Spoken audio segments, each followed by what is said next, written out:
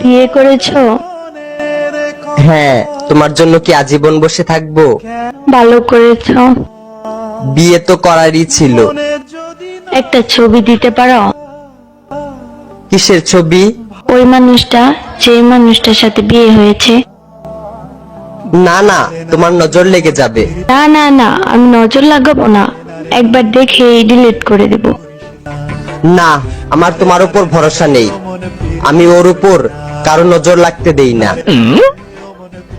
তোমাকে আমার কসম, যদি আমাকে কোনোদিন ভালোবেসে থাকো তাহলে তার ছবি দাও।